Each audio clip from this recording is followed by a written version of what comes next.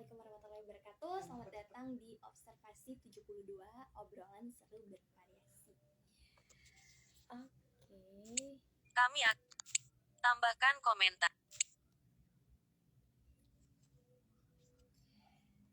Oke, kita Tunggu. Tambahkan lain. Tunggu. sembari kita menunggu, kali ini kita akan membahas tentang bagaimana mengenal dan memahami potensi diri. Bersama dengan narasumber kita yang luar biasa. Dwi Heru garis lambai. Halo, ya ini Dwi Heru sudah bergabung. Jadi kita kali ini mau bahas tentang bagaimana kita bisa memahami, kemudian bisa mengenali potensi diri, terus kita juga bisa memaksimalkannya. Nah, narasumber kita ini luar biasa. Saya panggilnya Om Prastia Brata.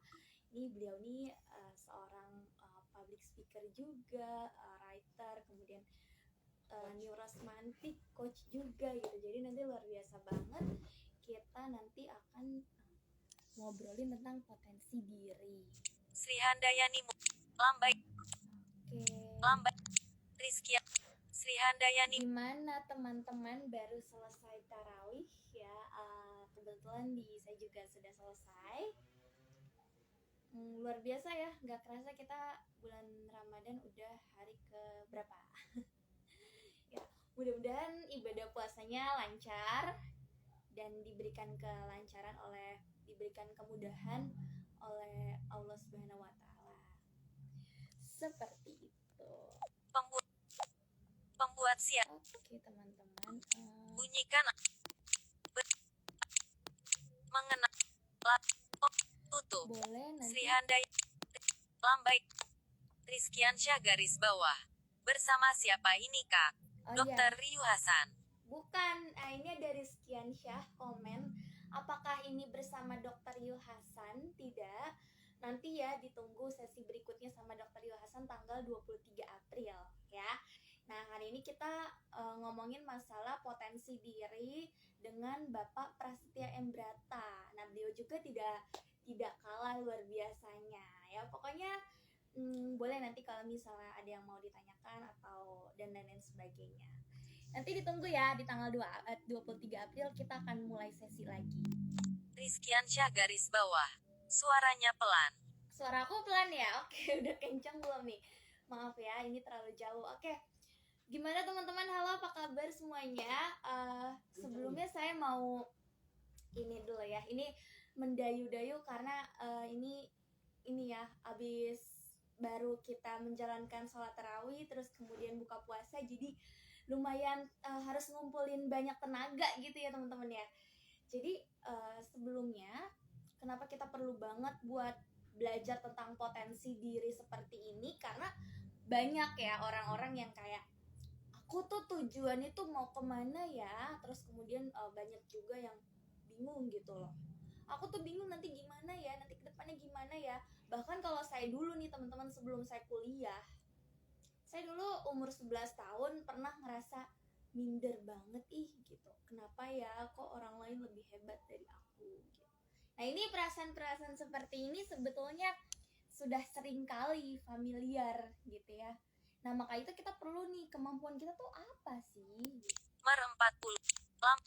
Tambahkan lambaikan. Oke. Mer 40. Sambil menunggu narasumber kita, jadi penting banget teman-teman buat ngenalin yang namanya potensi diri. Karena ketika kita nggak tahu nih, sebetulnya nggak ada kok orang yang diciptakan misalnya gini, aku tuh kayaknya kok nggak pintar ya. Nah, istilah-istilah gitu kan kadang seringkali menjatuhkan kita ya. Padahal sebetulnya seseorang itu punya potensi, kemampuannya sendiri. Cuman kadang kita tuh bingung gimana ya, apa ya gitu. Nah, nanti kita akan ulik bersama nih dengan pemateri kita yang luar biasa. Boleh kalau misalnya ditanya-tanya, kira-kira gimana sih cara kita memahami diri kita sendiri. Bahkan ada loh orang yang sampai rela-relain ikut tes kepribadian, tes minat bakat, cuma untuk mencari tahu saya itu kemana, arahnya kemana gitu. Oke. Siswa ini Lambaikan. Ya, selamat datang. Ini sudah ada yang Visual. Mer 40. Lainnya. Visual. Tambahkan. maaf ya ini kalau berisik ya. Gitu, jadi kita sambil menunggu-nunggu narasumber, gimana nih teman-teman kabarnya? Baikkah? Ya, mudah-mudahan selalu berada dalam lindungan Tuhan Yang Maha Esa dan semoga selalu sehat. Bagi yang menjalankan ibadah puasa, mudah-mudahan ya bisa lebih semangat gitu ya. Jangan puasa itu bukan jadi halangan ya untuk kita bisa bermalas-malasan ya. Gitu. Teman-teman ada yang tahu nggak sih perbedaan bakat, minat, terus ada nggak yang gini nih, aku tuh minat sama sesuatu tapi aku nggak bakat gitu. Pernah nggak sih ngerasa kayak gitu? Atau misalnya teman-teman bisa tapi kayak aku kayaknya nggak minat deh di bidang ini tapi aku bisa gitu. Nah, apakah fenomena-fenomena ini seringkali dirasakan atau tertukar gitu? Boleh teman-teman berbagi. Dunia 2. Lambaikan. Ada yang Visual ini bergabung. udah tahu belum sih bedanya minat, bakat, kemudian ada potensi, kemampuan? Itu tuh gimana sih? Kadang kita suka bingung gitu ya. Kayak saya nih dulu sebelum kuliah, saya dulu kemampuan saya di musik. Tapi lama-lama saya kok kurang tertarik ya gitu. Saya nggak mau masukin itu ke dalam jurusan saya. Nah, tapi saya berbakat di dalam bidang musik karena dulu saya udah pernah belajar, khususnya adalah keyboard. Nah, kenapa tuh fenomena itu bisa terjadi, teman-teman kira-kira? Ini sebenarnya penting banget sih buat kita tuh kenal kemampuan kita seperti apa, supaya kita juga bisa lebih produktif gitu ya. Kalau misal teman-teman ada yang mau tanya juga boleh, nanti bisa ditanyakan ke narasumbernya langsung. Tapi kalau misalnya nanti waktunya nggak cukup karena kita mulainya agak sedikit malam, jadi nanti boleh misalnya mau tanya secara langsung.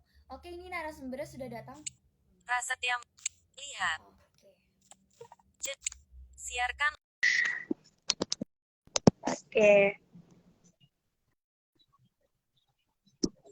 Oke.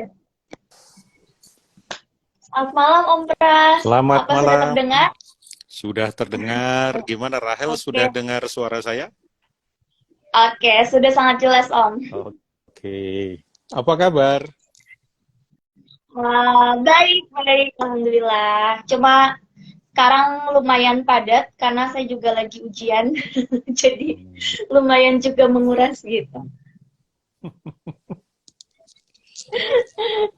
Itu ya, ini kepadatan dan semangat dan perjuangan untuk menyelesaikan tugas-tugas itulah yang akan meningkatkan potensi nantinya.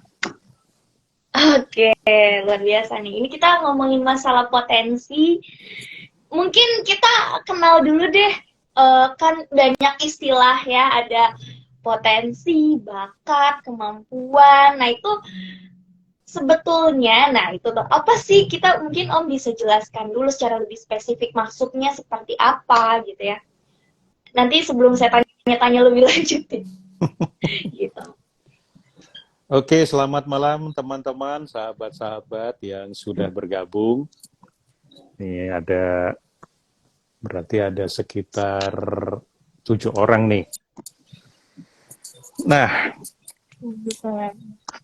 jadi yang disebut dengan potensi itu jadi kita tidak usah terlalu teoritis atau terlalu dengan konsep-konsep menurut psikologi atau apapun. Pengertian umum saja.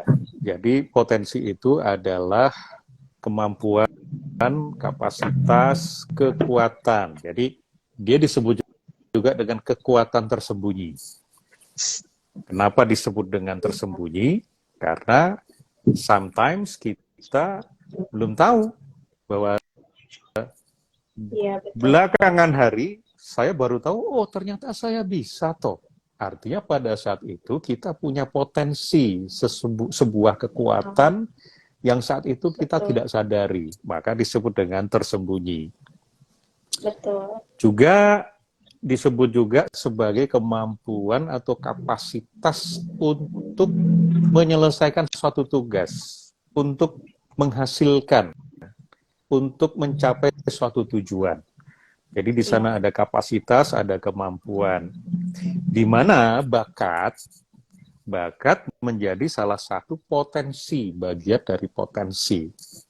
Ada orang tidak punya bakat.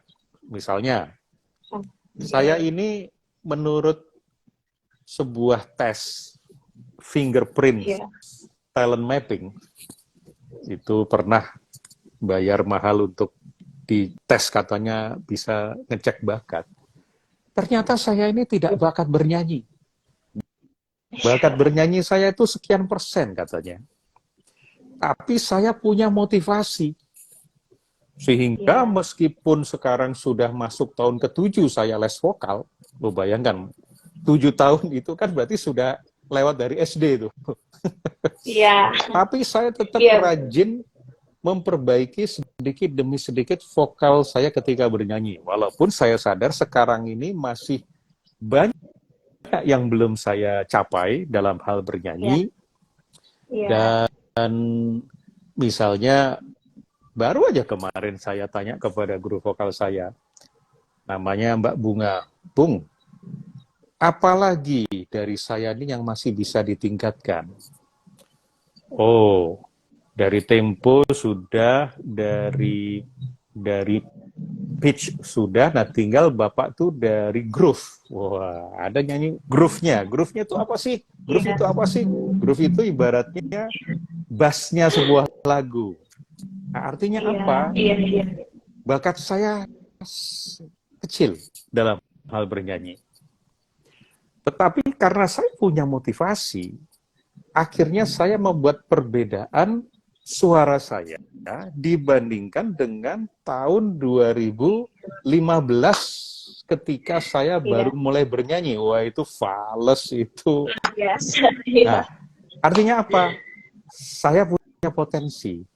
Meskipun saya ini pada awalnya tidak punya keyakinan, apa iya saya ini bisa bernyanyi. Kok saya lihat teman-teman atau orang lain itu, dia kalau nyanyi itu ada vibrato. Vibrato itu kayak getaran-getaran di ujung atau di ketika bernyanyi kan ada gelombang gitu kan. Nah, pada saat itu saya nggak punya. Nah, waktu itu karenanya saya meyakini bahwa oh, ternyata bakat atau kemampuan bernyanyi di setiap orang itu berbeda-beda. Ada yang sudah diberikan vibrato oleh Tuhan, ada yang tidak diberikan. Saya anggap waktu itu sebagai takdir. Tapi ternyata setelah saya jalani, keyakinan itu sekarang berubah. Oh, yang dulu itu saya nggak punya vibrato, sekarang kalau saya menyanyi, itu sudah ada vibratonya. Paling tidak itu kan. Oh, walaupun dulu saya nggak yakin, tapi ternyata ketika sesuatu di dalam diri saya diasah terus, dilatih terus, ternyata muncul. Nah, itulah yang disebut dengan waktu itu, saya punya potensi, Rahel punya potensi, setiap orang punya potensi untuk bernyanyi, walaupun bakatnya tidak besar. Iya, betul. Gitu. Sementara penjelasan tentang potensi seperti itu. Kalau minat adalah sesuatu yang kita anggap penting. Karena kita tertarik mendapatkan kenikmatan atas sesuatu, kemudian kita berminat. Nah, kemudian akhirnya sesuatu yang kita anggap penting itu menimbulkan pleasure, menimbulkan kenikmatan, menjadi minat kita. Walaupun kita nggak punya bakat, misalnya saya berminat untuk bernyanyi, karena ada sesuatu hal penting ketika saya bernyanyi. Misalnya ketika saya kasih training-training kan biasanya menjelaskan materi juga dengan lagu. Nah, kalau saya nyanyi dengan suara yang seperti itu, nanti menganiaya para peserta. Makanya karena penting bagi saya memperbaiki vokal akhirnya saya punya Iya. minat di situ. Itu bagian dari potensi semuanya. Iya, iya, iya. Oke. Jadi intinya minat itu adalah kita sesuatu yang kita anggap penting gitu ya. Misalnya kayak saya nih, saya menganggap bahwa ibaratnya apa yang saya ambil, misalnya kayak saya juga suka dengan dunia kepenulisan gitu, itu juga saya ada di situ gitu. Nah, tapi pertanyaannya adalah mungkin kita suka tertukar nih antara potensi dengan kita punya bakat. Nah, ini kan dua perkataan yang sebetulnya hampir-hampir menjurus gitu ke arah yang sama sebetulnya. Nah, apakah sebenarnya kayak tadi nih potensi dengan bakat ya, kayak tadi aku nggak bakat nih kayaknya di sini nih gitu. Tapi ketika misalnya digali ternyata ada gitu, kita bisa kok gitu. Nah, itu apakah menjadi sesuatu hal yang sama atau seperti apa nih Om? Biar kita nggak makin terjebak deh ya. Ya. Nah, bakat adalah bagian dari potensi. Tapi potensi bukan hanya bakat. Jadi bakat itu bagian dari potensi. Kita masih banyak kok hal lain yang jadi potensi kita. Misalnya potensi fisik. Iya. Meskipun kita punya keterbatasan, katakanlah Beethoven. Dia itu katanya yang saya dengar tuli ya. Iya, betul. Nah, Iya, betul. Tapi kok dia bisa menciptakan komposisi yang ketika dimainkan itu memberi kenikmatan bagi yang punya telinga, yang punya pendengaran. Artinya dia ini tidak punya alat pendengaran, tapi bisa menciptakan sesuatu yang dinikmati oleh pendengaran orang lain. Iya, iya. Nah, itu apakah itu bakat? Menurut saya ada bakat di sana, tetapi yang lebih menentukan kan bukan bakatnya, tetapi ada satu kemauan, ada minat, kemauan yang bercampur. Nah, ketika bercampur dengan bakat, dia akan menjadi cepat. Seandainya saya punya bakat bernyanyi, maka saya tidak perlu 7 tahun, 7 bulan saja sudah jago. Artinya, bakat memang membantu. Tetapi, kalaupun tidak punya bakat atau bakatnya kecil, itu bukan penghalang untuk kita mampu mencapai sesuatu. Maka ada quotes yang mengatakan bakat itu 1%, 99% itu adalah ketekunan, kerja keras. Itu yang membuat kita mencapai tujuan. Nah, tadi itu baru dari sisi fisik, potensi fisik. Rahel pun misalnya, suatu ketika bisa nggak nyetir, walaupun tidak punya penglihatan. Loh, siapa tahu ada satu alat yang di kemudian hari itu bisa diciptakan membantu seorang yang tidak punya penglihatan, ternyata dia bisa nyetir. Nah, kita tidak tahu kan? Nah, itu potensi, ada potensi sesuatu di sana, potensi teknologi. Yang berasal dari apa? Potensi pikir. Tadi potensi fisik. Sekarang potensi pikir. Kita itu punya kemampuan mengembangkan pemikiran. Kita punya potensi untuk berimajinasi, sehingga apa yang tadinya tidak terfikir, tidak terbayang, itu bisa terbayang.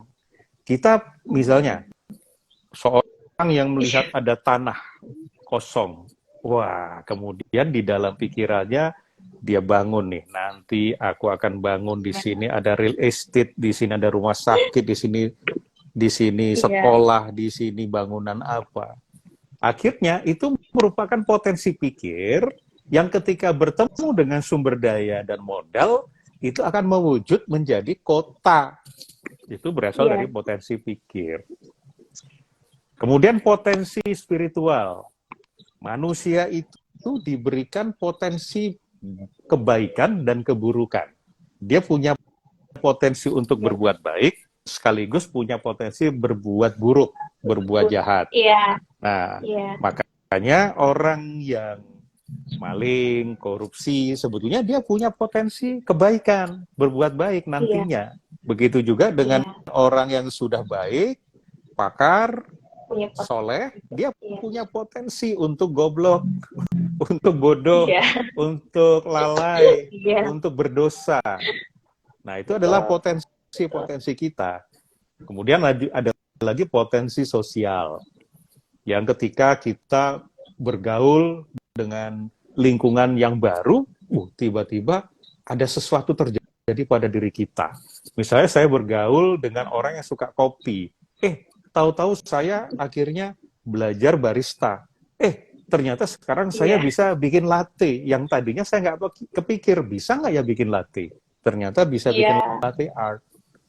Itulah potensi.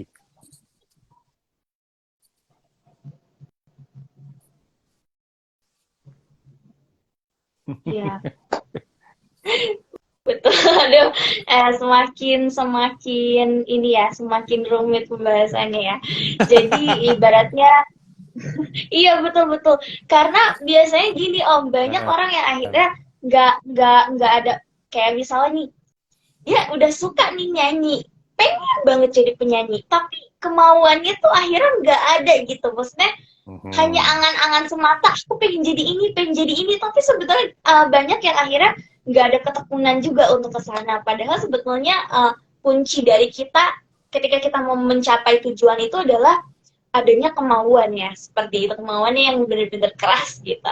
Nah, tapi kenapa fenomena anak remaja khususnya atau ya zaman sekarang nih, banyak kalau saya misalnya kayak lagi kumpul-kumpul gitu, nah itu banyak yang gini, aku tuh nggak tahu deh tujuan hidupku tuh mau gimana sih gitu. Misalnya saya tanya, kamu kuliah berdasarkan kemauan kamu nggak, kemampuan kamu nggak? Ya nggak tahu, tapi aku nanti gimana ya ke depannya ya. Nah, kenapa tuh fenomena-fenomena itu bisa terjadi tuh Om? Ya, artinya kata-kata itu memang menunjukkan dia tidak tahu ketika mengambil keputusan itu, dia nggak paham apa yang dia lakukan, tujuannya apa. Nanti ibarat kita mau melakukan perjalanan, kan pertama kita menetapkan tujuan. Tujuan kita itu mau ngapain. Di masa depan itu, bagaimana kita melihat diri kita di masa depan. Melakukan apa, menjadi siapa, menjadi orang yang bagaimana, yang mampu melakukan apa, yang memberi dampak apa, baik kepada dirinya, keluarganya, maupun lingkungannya. Nah, boleh jadi tidak diajarkan oleh orang tuanya. Boleh jadi orang tuanya pun juga bingung hidup beroperasi menjadi zombie, nggak tahu arah. Makanya menurun kepada si anak. Tapi memang kita tidak tahu kan. Ini kan kemungkinan saja bahwa si anak ini tidak mendapatkan satu pengkondisian untuk memikirkan masa depannya. Nah, yang kedua, tidak dilatih untuk belajar berpikir strategik, berpikir masa depan, berpikir langkah-langkah step by step. Kalau mau ke sana itu apa langkah-langkahnya. Nah, sehingga dia tidak tahu apakah kuliah ini bagian dari perjalanan dia menuju ke sana. Nah, kalau dia tidak punya sama sekali, akhirnya keputusan dia kuliah, mengambil apa, itu banyak faktornya, terutama outside in, dari luar ke dalam. Entah dia kata orang, karena nggak punya pengetahuan dan pemahamannya, entah karena disuruh orang tuanya, dia juga bingung, entah dia istilahnya fear of missing out. Teman-teman gue masuk situ, gue masuk situ deh, biar tetap dianggap biar tetap bergaul. Itu namanya FOMO, Iya. fear of missing out. Banyak Iya. motif-motif mengambil keputusan untuk kuliah Betul. seperti apa, tapi prinsipnya ya bingung. Gak tahu Iya. ini seperti mau jadi kayak apa ntar gue, pokoknya gue kuliah aja. Iya. Iya, iya. Itu salah satu sebab kenapa dia mengatakan seperti itu. Tapi apakah kalau begitu the end of the world? Apakah Iya. dari situ berarti ya matilah hidup gua gitu, nggak ada punya masa Akhir. depan? Tidak, belum ada kata Iya. terlambat. Nah, bisa dua pendekatan. Pendekatan pertama adalah melihat masa depan itu seperti apa, pengen menjadi apa, being, melakukan apa, Iya. doing, Iya. dan kemudian mendapatkan apa, having, lalu yang Iya. didapatkan ini mau dipakai untuk apa, giving. Jadi being, Iya. doing, having, Giving. giving. Nah, baru Iya. kemudian, oh kalau gitu putuskan kuliah ini menjadi bagian dari situ atau tidak. Kalau tidak, apakah aku mau keluar dari kuliah ini atau Iya. mau melanjutkan. Itu langkah pendekatan pertama. Pendekatan kedua, ya menggali apa pentingnya kuliah ini, apa Iya. manfaatnya jurusan yang kuambil ini.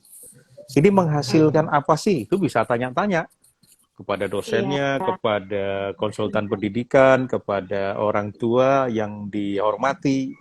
Nah, sehingga Iya. dari situ, oh oke. Ini bisa jadi kemudian dapat klik. Oh iya ya, Iya. gue selama ini nggak gue sadari ya. Nah kalau gitu Iya. gue lanjut deh.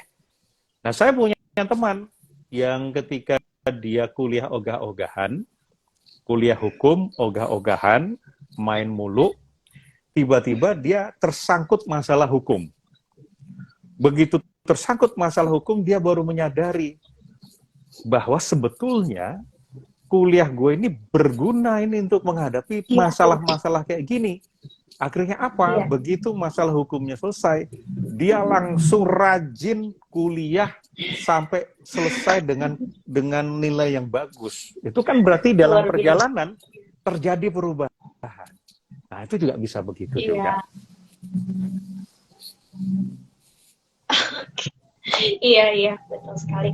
Ya memang balik lagi bahwa ketika kalau saya menyiasatinya benar-benar harus tahu dulu dampaknya seperti apa, pentingnya seperti apa, kemudian kita bisa nggak nih ngejalanin prosesi tersebut gitu ya, karena kadang ya seperti itu ikut-ikutan, kemudian hanya kata orang, apalagi tadi nih berdasarkan keterpaksaan dari orang tua. Nah ini menyinggung masalah keterpaksaan, mungkin banyak yang ketika kita sudah tahu, aku mampu, aku bisa di bidang ini, aku berbakat di bidang ini gitu. Tetapi mungkin beberapa dari kita hidup di dalam lingkungan yang kurang support gitu, yang aku tuh tapi pengen begitu, tapi nggak ada support system gitu dari lingkungan keluarga. Nah, bagaimana nih caranya untuk menyiasati hal ini? Sementara mungkin si anak tersebut sudah mengetahui, aku udah tahu kok kemana aku mampunya di bidang apa, aku juga berminat di bidang ini. Tapi ternyata tidak ada dukungan. Nah, bagaimana kalau dalam menyiasati ini? Oke. Nah, itulah kalau mengharapkan atau beroperasi secara dari luar ke dalam, outside in. Jadi dia berharap padanya support system, kalau dia tidak mendapatkan support system, ya dia nggak jalan. Akhirnya Ya, posisinya betul. kan jadi korban. Nah, supaya tidak menjadi korban, beroperasi dari dalam keluar. Pikirkan dulu, sadari dulu, saya ini punya tujuan, saya punya cara mencapai tujuan, dan tujuan ini penting. Apa pentingnya? Misalnya, kita simulasi deh. Sekarang Rahel kuliah di mana? Ngambil apa? Saya kuliah ambil bimbingan konseling, Om. Bimbingan dan konseling. Di mana, Konseling, Rahel? iya. Di Jatiwaringin, Asyafiyah, Oh, Bekasi. Asifia. Oke. Nah, apa pentingnya Rahel mengambil kuliah bimbingan dan konseling? Kalau dibilang pentingnya apa, karena saya dulu sebetulnya memang dari umur 11 tahun sudah banyak membaca-baca buku psikologi dari umur 12 tahun. Kemudian dari buku-buku itu yang sudah saya baca berapa banyak buku, saya merasa bahwa dengan begitu saya jadi paham nih. Oh, misalnya ketemu orang, dia tipikal orang yang seperti ini harus bagaimana sih kita berkomunikasi. Karena seringkali kita kalau saya merasa kalau saya nggak paham, akhirnya saya jadi sering perang dunia ketiga gitu. Maksudnya ibaratnya sering adu konflik gitu. Karena saya nggak ngerti saya maunya A, dia maunya A gitu. Saya maunya A, dia maunya B gitu. Nah, sehingga jadi tidak pernah ketemu jalan solusinya. Nah, itu dia kenapa saya merasa kayaknya penting ya. Apalagi misalnya kayak saya sering bertemu banyak sepupu yang dimana backgroundnya anak-anak. Dan saya harus tahu bagaimana cara berkomunikasinya ke mereka gitu sih, Om. Jadi pentingnya mengambil BK ini agar Rahel lebih memahami orang sehingga dalam komunikasi berhasil dan mencapai solusi. Betul. Betul. Nah, Kurang jadi lebih seperti itu. lebih memahami orang supaya komunikasi berhasil, mendapatkan solusi ini penting bagi Rahel. Iya. Apa pentingnya Rahel? Karena ya seperti tadi ya, kadang kita komunikasi itu sering tidak berjalan dengan lancar gitu. Misalnya maksud saya baik, tapi ternyata orang itu tidak menganggap baik maksud saya. Nah, maka itu saya pengen belajar psikologi karena di dalam psikologi itu kan pasti diajarkan bagaimana cara kita berkomunikasi dengan orang lain. Dia lihat dulu nih orang lagi enak apa enggak gitu. Sehingga relasi kita dengan orang lain itu juga bisa lebih terjalin gitu sih. Jadi dengan memahami orang lain dalam komunikasi, maka relasi lebih terjamin. Ya, kita lebih punya relasi yang hangat gitu dengan orang itu dibandingkan kita nggak paham sama sekali. Kalau saya sih. Iya. Jadi pentingnya adalah supaya mendapatkan relasi yang terjamin dan hangat ya. Tadi saya dengar begitu. Iya. Nah, mendapatkan relasi yang hangat ini penting bagi Rahel. Penting? Ya, betul. Penting nggak? Penting. Pentingnya apa? Ya, karena ibaratnya, ya dibilang pentingnya apa, karena gini, bayangin ketika kita ketemu orang, tapi tidak ada timbal balik yang positif antara saya dengan orang itu, apalagi itu orang terdekat saya gitu ya. Nah, itu sangat-sangat, akhirnya jadi mempengaruhi. Baik akhirnya mempengaruhi saya, misalnya saya jadi berpikir yang tidak baik tentang orang itu, ataupun orang itu juga akhirnya jadi mempengaruhi dia, kenyamanan dia pada saat berinteraksi dengan saya seperti itu. Jadi relasi yang hangat ini untuk membuat orang menjadi nyaman. Tadi ya, Betul. yang saya dengar. Dan menjadi nyaman itu penting bagi Rahel, membuat orang menjadi nyaman. Penting, Om. Biar apa? Ya, itu. Supaya apa? Ya. Jadi, ya saya rasa ketika kenyamanan itu sudah terjalin, pada akhirnya kita, ibaratnya ketika kita berbicara dengan orang itu misalnya dua arah gitu. Orang kan kalau misalnya sudah membangun nih first impression-nya dia ke kita tuh gimana ketika orang itu menganggap kita ibaratnya bisa menyamankan dia, ya pada akhirnya dia akan mungkin bisa lebih terbuka ketika misalnya dia memiliki permasalahan, atau dia bisa sama-sama saling kita bisa sama-sama saling memahami gitu. Dia bisa memahami saya, maksudnya apa yang saya katakan gitu, dan saya juga bisa memahami dia itu seperti apa. Ibaratnya sama-sama ada saling keterikatan lah di sini. Kita bisa sama-sama saling terbuka gitu. Kalau konteksnya misalnya adalah orang-orang terdekat ya, misalnya keluarga atau dan lain sebagainya. Tapi kalau misalnya orang yang jauh, entah itu teman, sahabat atau siapapun ya, ya seperti itu sih Om. Intinya dia bisa sama-sama saling terbuka dengan saya, tidak ada ketakutan kepada saya gitu. Ibaratnya dia menganggap saya ya bisa menjadi tempatnya untuk bisa merasa didengarkan dan diterima gitu.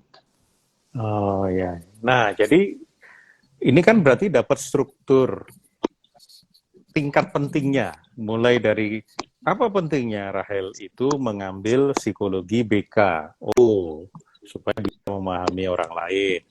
Dengan memahami orang lain ini, maka bisa lebih punya relasi yang lebih hangat.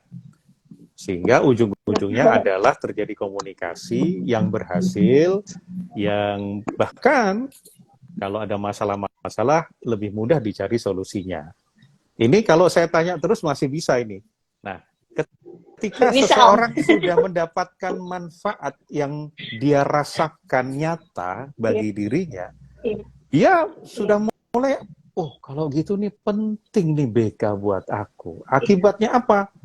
Niatnya untuk belajar menjadi lebih kuat, kemudian lebih mendapatkan kenikmatan, kemudian akhirnya muncul energi untuk belajar. Dari energi itu mampu mengatasi hambatan-hambatan ketika belajar dan akhirnya lebih berhasil.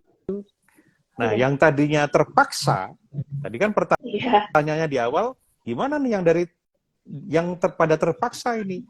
Ketika ditanya saja, apa pentingnya aku melakukan ini? Naik terus, pentingnya. Nanti ketemu, oh ini toh penting ini banget buat gue. Nah, disitulah yang tadinya terpaksa berubah menjadi sukarela, bahkan sukacita. Itulah sumber motivasi dari dalam. Sehingga dengan demikian support system itu jadi nomor sekian. Begitu tekadnya kuat, walaupun aku tidak mendapatkan support system, aku bisa menciptakan yang tadinya berharap sudah terjadi di sana, aku tidak punya kuasa. Nah sekarang apa yang dalam kendaliku, yang mensupportku mencapai tujuanku. Jadi inside out, dari dalam keluar. Gitu, Rahel. Oke, luar biasa sekali ya. Ya betul, kadang kita tidak bisa menyenangkan semua yang ada di dalam lingkungan kita. Kadang saya juga ketika mengambil jurusan itu pasti ada pro dan juga ada yang kontra gitu. Jadi balik lagi, intinya seberapa keras sih kita mau memang kita benar-benar menganggap itu sebagai suatu hal yang penting buat kita.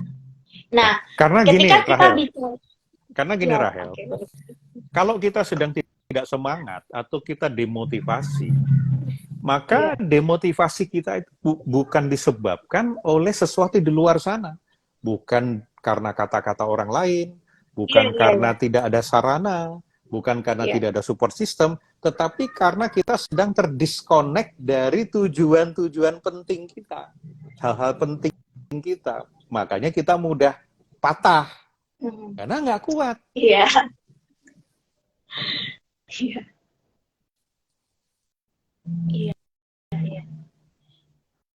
Dan waktu itu kayaknya Om pernah bilang ya, kata-kata yang misalnya kita mendapatkan kata-kata yang mungkin tidak baik, itu bukan milik kita. Maksudnya bukan milik kita, kata-kata itu bukan milik kita, seperti itu ya. Itu penilaian orang lain, dan penilaian orang lain milik orang lain. Sampai kita setuju dengan kata-kata itu, ya berarti kitalah yang menyetujui. Iya. Nah itu ya teman-teman ya, semoga bisa dapat dipahami. Baik. Nah, kalau misalnya nih Om, tadi kan kita ngomongin support system secara umum gitu ya. Mungkin di lingkungan keluarga atau di lingkungan sekitar, ya atau dan lain sebagainya. Tapi bagaimana ketika misalnya kan yang namanya dalam satu keluarga, dalam satu rumah itu pasti ada perbedaan pendapat. Misalnya saya pengen banget jadi, saya udah saya tahu nih, saya saya mampu di dalam bidang bimbingan dan konseling. Tapi ternyata misalnya ternyata ayah atau mama saya pengen saya jadi dokter gitu.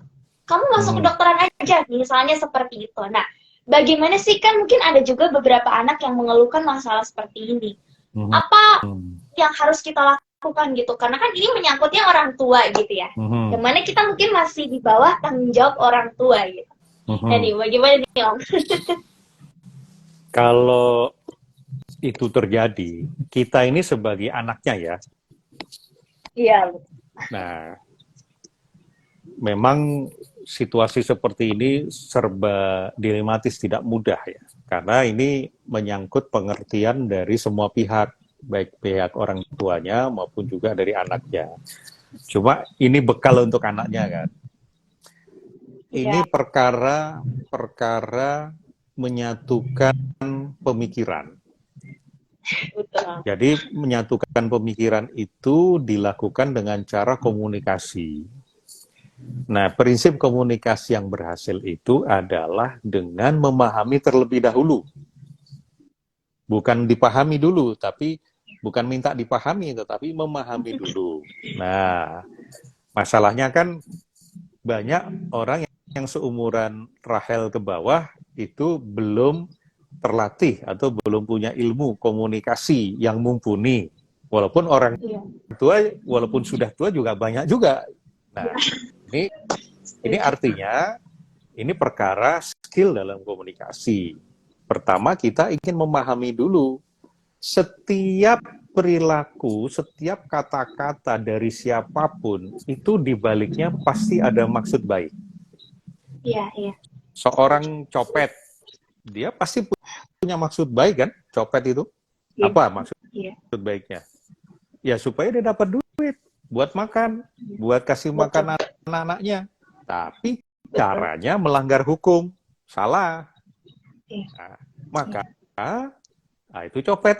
Wah, kalau orang tua kan enggak kan? Orang tua mau menyekolahkan nih, mau menguliahkan, mau menginvestasikan puluhan juta bahkan ratusan juta untuk diri kita supaya kita jadi orang. Nah, maka pahami dulu dengan bertanya, "Ma, Pa, boleh tahu nggak apa pentingnya aku ini sekolah di dokter?"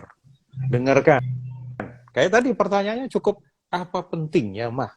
Apa maksud baik Mama menyuruh aku kuliah di dokter? Dengarkan. Dan itu penting, Ma, bagi Mama, apa pentingnya? Ikuti aja tadi cara saya bertanya. Pentingnya apa? Pentingnya apa? Sehingga kita jadi tahu, oh, orang tua itu seperti itu tujuan baiknya. Nah, kalau memang tujuannya seperti itu, Ma, misalnya, ya supaya kita ini menjadi keluarga yang terhormat. Kan kita nggak ada nih yang jadi dokter. Lalu, Ma, kalau jadi terhormat, apa harus dengan cara salah satu kita jadi dokter? Supaya kita lebih kaya. Apakah kekayaan itu menjamin bahwa kita akan menjadi terhormat? Banyak kok orang kaya tapi jatuh justru tidak terhormat. Nah, artinya apa? Antara memahami orang tua dengan memberikan pemikiran yang berupa bukti-bukti. Lalu,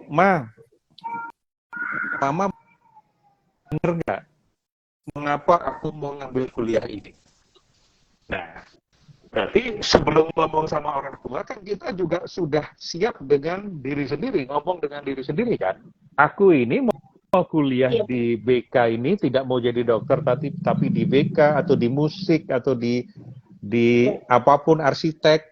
Ini apa tujuanku? Mengapa ini penting? Apa pentingnya bagiku? Apa pentingnya bagi keluargaku? Apa pentingnya bagi mama papaku? Apa pentingnya bagi masyarakat? Dampaknya akan seperti apa? Kita pikirin. Nah, kalau kita pikirin, kita akan siap. Ma, aku kuliah ini kan supaya nanti kalau aku sudah begini, itu bisa menolong orang lain. Menolong orang lain itu otomatis membuat kita ini terhormat loh, Ma. Keluarga kita. Dan kalau misalnya aku nanti ngambil spesialis ini, aku punya branding yang kuat di sini, tarifku mahal, Ma, nanti aku jadi orang kaya. Iya, Sama kan, Ma, kita, Ma. Cuma risikonya, Ma, iya, karena aku itu nggak suka, Ma, di kedokteran, Ma, bisa ada risiko iya, gagal loh, Ma. Gagalnya lebih besar. Kalau ini, Ma, aku perjuangkan mati-matian untuk berhasil, Ma, karena ini adalah kemauanku. Nah, kalau iya. udah dikasih pemahaman seperti itu, lebih mudah mencapai kesepakatan. Baik. Ya, balik lagi ya tadi ya adanya komunikasi yang terjalin apalagi tuh dengan orang tua gitu ya. Kita tidak bisa juga pengen sebagai anak dimengerti, selalu dimengerti, sedangkan kita tidak menggali dulu apa sih pentingnya, kenapa mama bisa, apa yang membuat mama sampai sebegitunya pengen aku seperti ini, seperti itu yang kadang kita suka lupa juga gitu sebagai anak ya. Nah, ini nih Om, Ya, sebetulnya kita masih banyak sekali hal-hal yang pertanyaan yang ingin ditanyakan, tapi berhubung kayaknya ini keterbatasan waktu karena kita juga tadi mulainya sudah lumayan malam sekali. ya, Jadi ya.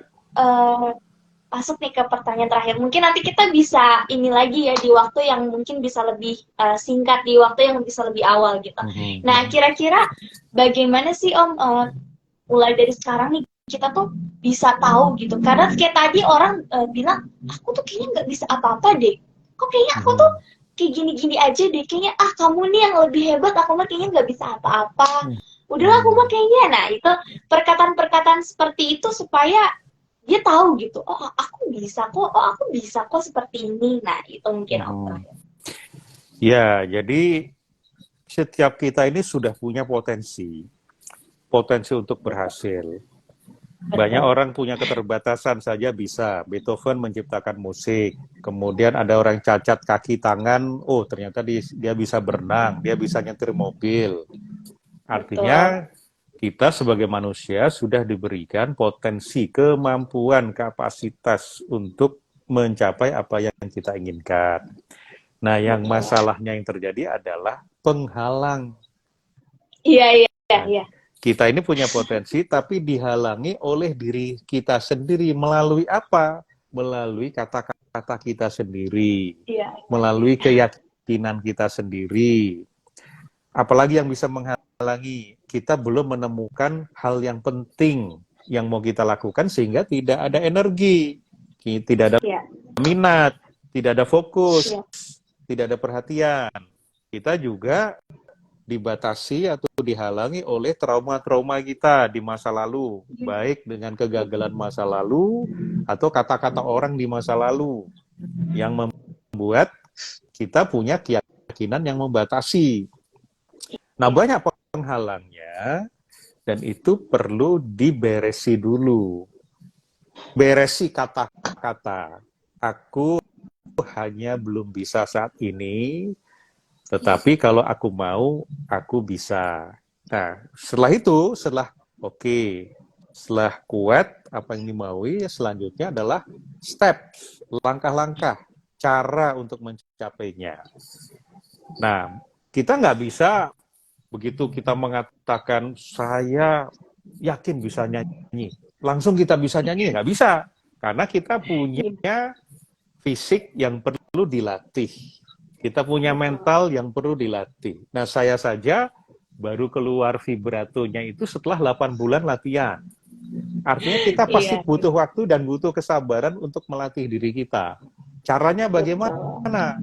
Kalau olahraga, kalau kita meningkatkan atau mengeluarkan potensi fisik, ya kita lakukan hal yang tidak nyaman. Misalnya olahraga, bangun lebih pagi, bangun tengah malam untuk ibadah, dan seterusnya. Secara fisik kita puasa, termasuk puasa ini juga melatih potensi-potensi fisik kita.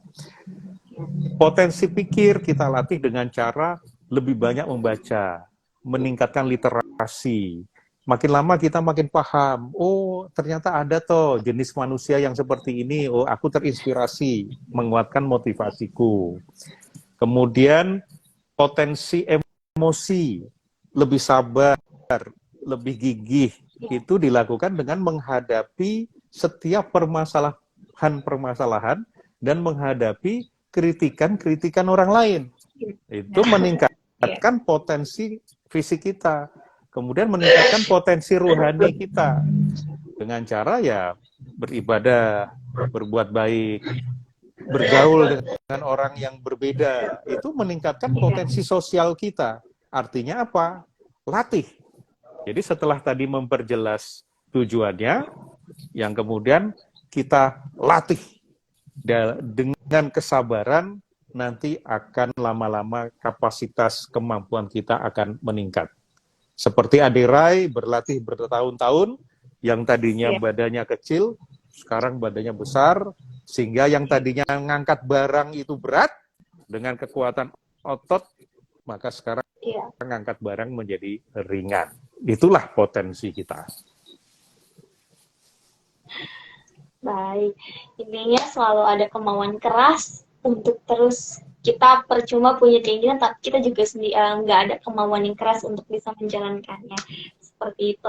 Om, ini maaf banget saya juga ada kegiatan lain juga karena mungkin ya, terima kasih sebelumnya. Nanti saya izin ya Om untuk share di YouTube. Ya, boleh. Bisa, iya, terima kasih dan mohon maaf banget saya tidak bisa menyapa dan satu persatu. Teman-teman, terima kasih untuk Om Pras yang sudah menyediakan waktunya. Sama-sama. Terima kasih, Rahel. sehat selalu Om. Mari, makasih. Iya. Baik, terima kasih teman-teman. Mohon maaf sekali karena kita keterbatasan waktu. Mudah-mudahan bisa menjadi suatu hal yang bermanfaat untuk kita semua. Terima kasih, sampai jumpa di lain waktu. Wassalamualaikum warahmatullahi wabarakatuh.